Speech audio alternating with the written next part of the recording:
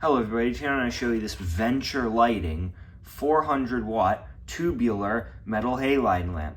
Tubular metal halide lamps are quite uncommon in the US. They're very common in Europe in pulse start configuration because that's basically what they have.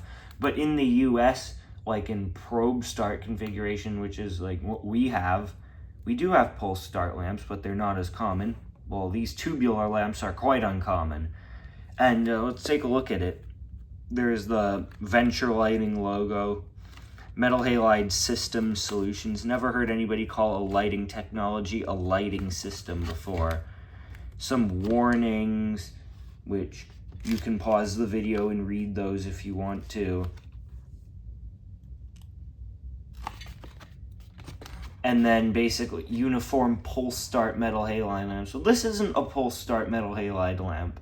This is a probe start lamp. And then basically like how metal halide lamps work. Yes, they do need to warm up, which some people don't know, so it's quite funny seeing like people say, oh, the lights don't work, when they just need to wait for them to warm up. Color variations, something that metal halide lamps like to do, and then the usual warning that like all these lamps have. And then there's a Venture Lighting contact information and made in India, which is where most Venture Lighting metal halide lamps are made. Well, let's take a look at it. As you can see, it is not a pulse start lamp. It does have a starting resistor. It's a very nice tubular lamp. Seems very well made too, doesn't rattle.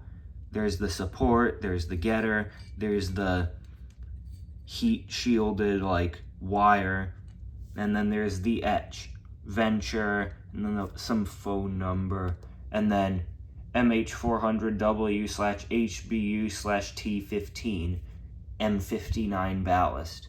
Well, anyways, let's screw this into a socket and watch it warm up. Alright, so here we are all plugged in and ready to test, and I'm going to turn off the lights to test it in 3, 2, 1.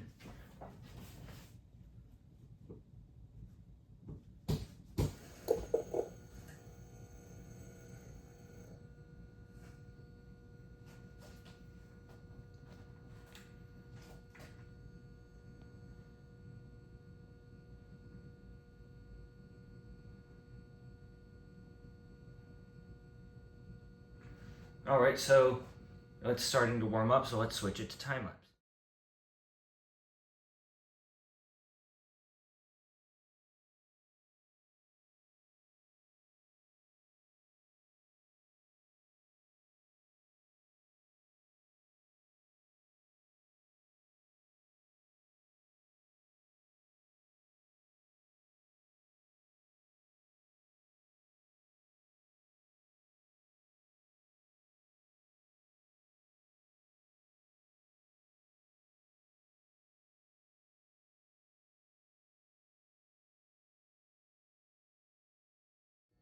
So here we are pretty much fully warmed up, and I have to say this lamp is very, very bright.